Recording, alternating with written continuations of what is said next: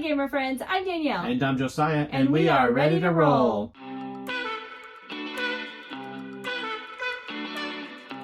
You know what? I'm tired of fighting against you. Let's fight together.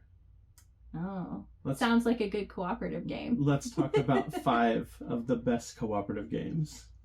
All right, so we're going to talk about our top 5 cooperative games each. So you would think you'd be getting 10 games, but there might be some overlap here because, you know, we play the same games. Absolutely. We might talk about a few honorable mention games as well, maybe at the end. I think we'll have to because we had a really hard time coming up with our list without, like, you know. We each made a top 10, but there was just too much overlap to do 10, so we cut it down to 5. But we want to talk about, we'll just mention the other games. We won't talk about it. But that sounds good. Okay. Do you want me to start this time? Yeah, you can start. Okay. Number 5 on my list is Aeon's End. Now, I don't want to go into too much detail about Aeon's End because we have talked extensively about it in the last couple of months. But it is a great cooperative game. You are working together to battle the bad guy, and you are, you know, throwing everything you can at him to try and destroy him. You're getting spells and you're getting gems so that you can buy more cards. It's a deck builder. So it is just a really fun game. We have so enjoyed it. I think both of us have really enjoyed it. And so that is why it is my number 5 co-op game. All right. My number 5 co-op game is Marvel Champions. So good. Another one that we've talked a lot about. It's a deck construction game where you are some Marvel character. There are many to choose from, and you fight a bad guy. You have to attack them and thwart their schemes. And it is just a really good, well put together game. Yeah, it is such a solid game to me. And the aspects of each character really come through in the cards that they made, in the decks that they constructed, or the cards that they made available for you to construct into a deck. And so it really feels like you're playing Iron Man or Black Panther or whatever. They did a really good job of that. And that's one of my favorite things about the game. And so it's a classic game and it's amazing. My number 4 is Pandemic. And I almost didn't put this on the list because we've actually played a ton of Pandemic this year. And so I'm kind of like wanting to play some other games. And so those are kind of creeping up on my list. But when I really boil it down, Pandemic is just such a good cooperative game. You can't get away from it. I can't get away from it. I still love it. I've loved it since the very first time we ever played it, and that hasn't changed. I like the classic Pandemic game. Yeah. It's so good. And then, of course, we love the legacy games, all of the things. We've enjoyed expansions and such, but I would play any version of it. So it's just got to go on this list because it is just such a great cooperative game. Yeah. I would agree with all of that. Okay, number 4 on my list is Slay the Spire. Another cooperative battler game where you are, it's almost like dungeon delving except with cards. Right. And you fight bad guys and you can upgrade cards and feel like you're kind of leveling up a little bit. And it's just really fun. I love that aspect of sort of the RPG feel in like that you get in video games where you can level up your character and feel more powerful, and that translates into this game a little bit. Not it doesn't do the best job of that as some games do it better, but it does a good enough job, and it's just really fun, and it's appropriately difficult. Yeah. To play, and I really like that. I always think like we're gonna destroy it, like we're just doing awesome, and then right toward the end we start just like, you know, and I'm like, it's getting really hard all of a sudden. Yeah, absolutely. And then there's another game on my list that I'll talk about in a minute that does the exact opposite. Yeah. and I'll talk about that when I get to it. But Slay the Spire, amazing, love it so much. Number 4 for me.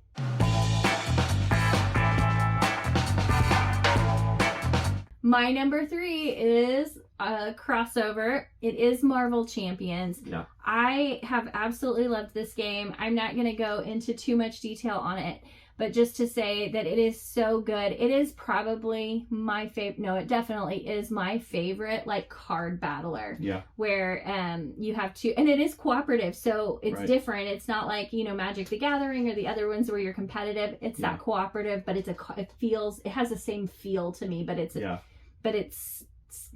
chef's kiss.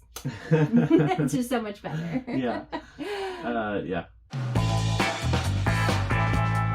Okay, number 3 for me is Lord of the Rings Fellowship of the Ring trick-taking game. Longest title ever. Yeah, it really is. So this is a game that, you probably already know what it is. It's a cooperative trick-taking game where you are walking through the books of Lord of the Rings, of the Fellowship of the Ring book.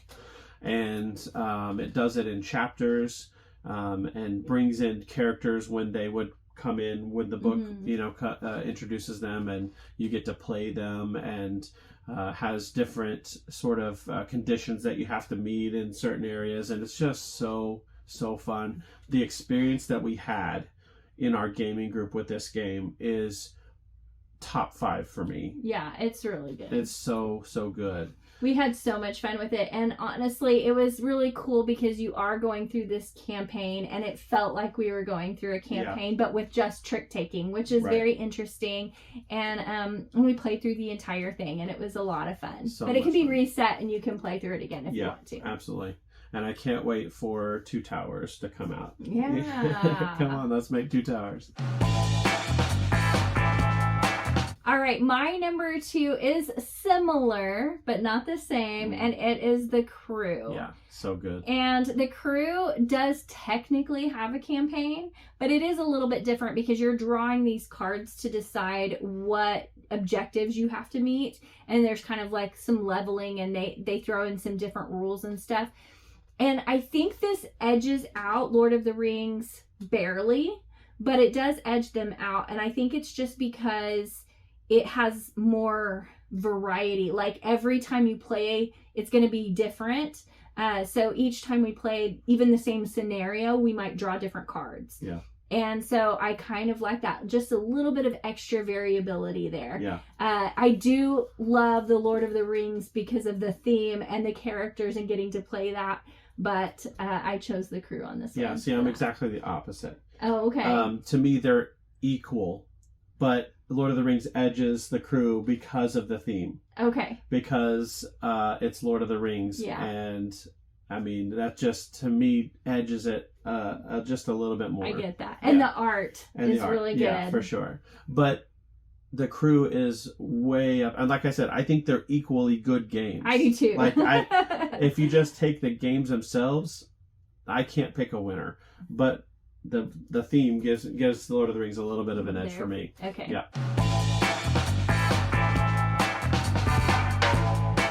My number 2 is Gloomhaven. One of my favorite, if not my favorite, long-term gaming experiences to date was playing through Gloomhaven. Yeah.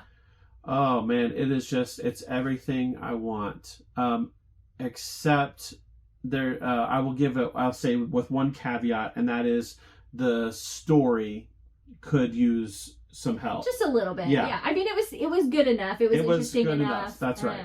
It didn't excel in the story, but in every other element for me, it sung. I just love it so much. And it's that taking a character, walking them through their career, leveling up, being really powerful, and then getting to retire that character and get a new character and do it again. I loved unlocking new characters as the game went on, and seeing how they fight different, and how you have to just completely change the way you've been playing when you start a new character, because they're going to work completely different. That's right. And so that was good. And you guys know I'm a D&D player, and so it was a bit of a chore to get everything out, but I loved getting to put the maps out and like seeing the map for the first time. Oh, this is where we're at, and this is what it looks like, and it's like that had that like D&D feel of like the dungeon master comes and lays the map down, and you're like, oh, that's so cool. And so I don't know, it's just so good for me. Yeah, the reason it doesn't make one of my top, because I agree, like, we had such a good experience, and I loved playing it, and I loved the different characters and things. I think for me, because I don't love fighting as much as you do, that, it does get a little samey to me, and there were certain scenarios that were really good, and then certain scenarios where I felt like it just drug on and on and on. And so, especially if you had, like, a ton of these, like, little bitty, like, I don't know if they're like minions type characters that you're battling. I did feel like it got a little bit too samey for me to put it in my top of cooperative games. But I would have that experience again. I really loved it. Yeah. And I didn't even talk about this, but getting to customize and optimize the deck that that I'm playing with was so much fun to me. That's true, because you got to, every time you leveled up, you got to pick between two cards that you got to add one to your available cards. Right, and they're increasingly more powerful cards, and there are different character builds or play styles that you can do with each character, like that people have come up with on the internet, who are a lot smarter than I am, but yeah, so it's like if you wanted to play this character as a tank or a ranged person or a skirmisher, like you can build your deck out to facilitate that, and that was just so cool to me. Yes, I did not think that hard into what I was doing. I just was like, oh, that sounds fun, let me add that one.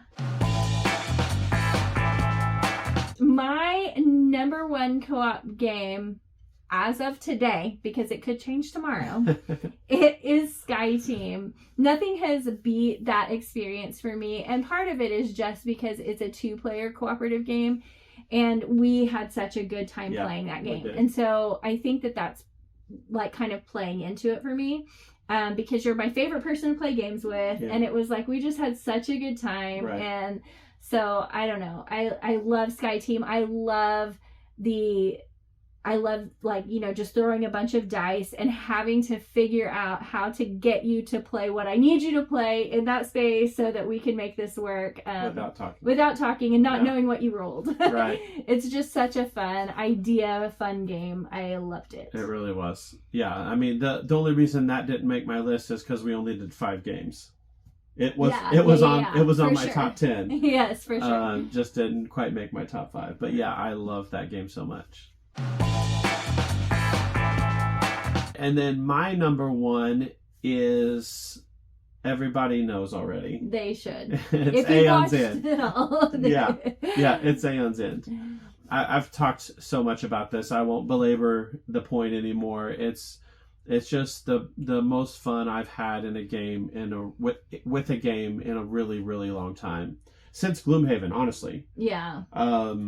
It's the most fun I've had in playing a game that fits my play style the best. Since Gloomhaven is Aeon's End, and so it's sort of reawakened that experience for me. Yeah, the excitement and just you're just loving that game. Absolutely. And we're playing, the Aeon's End Legacy with the two of us. Or no, I'm sorry, with 4-player count with our daughter and her fiance, and that is an amazing experience as well. So this is the game where it's the opposite of what I talked about earlier. Okay. Right. So we start the battle against an enemy, and it feels like you're getting crushed. Yes, that's true. And then at some point, sometimes the tides turn. The tide turns and you start making your way back up. Yeah. Sometimes it doesn't, and you just get destroyed. Yeah. And so,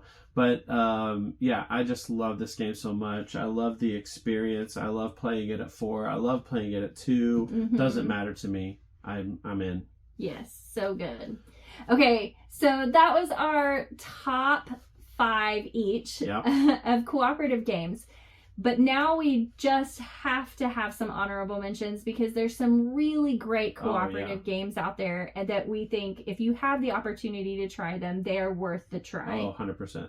Yeah. One that I really wanted us to talk about, we've talked about it before, but it's been a while, and that is called The Initiative. Yeah. And this was a really great gaming experience. So it's very similar to a legacy game. You're going to play through it one time, but it's going to have different, what do you call it, scenarios as you go through it. It's a campaign style, but there's like, I can't remember, 14, 16, something like that amount of scenarios in the game.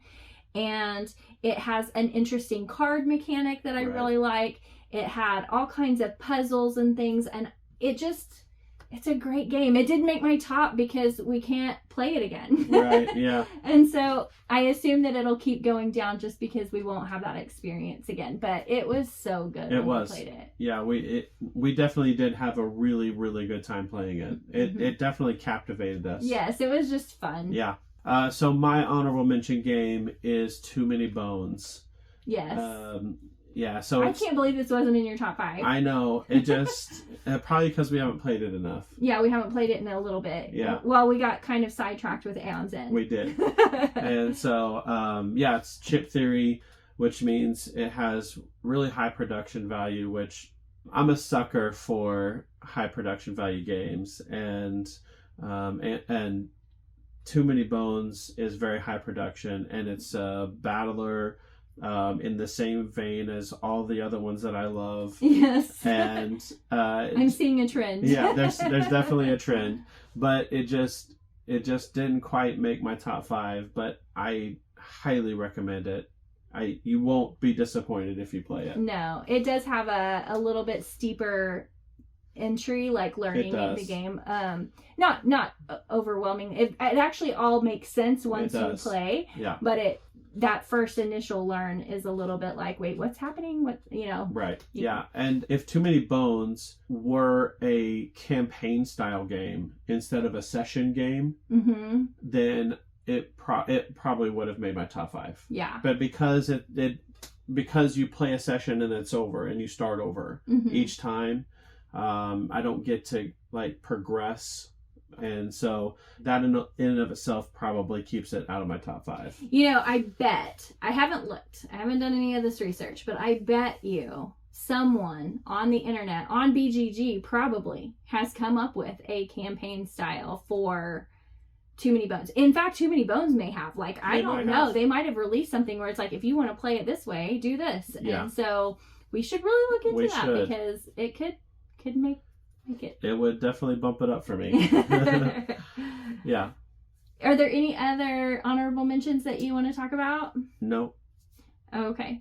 I think I have to say Paint the Roses was a great one. Bomb Busters, great cooperative game. Both of those are deduction games. The Loop was a great cooperative game. Yeah, the Loop was a good one, yeah. So Robinson Crusoe's a great cooperative game. So these are all really good cooperative games. If you have an opportunity to play them, I would recommend them all. Yeah, 100%. All right, if you enjoyed this video, please like and subscribe. Tell us down below in the comments, what is your top 5 cooperative games? We definitely would love to hear about that. Thanks for watching. We'll see you next time. Bye. Bye.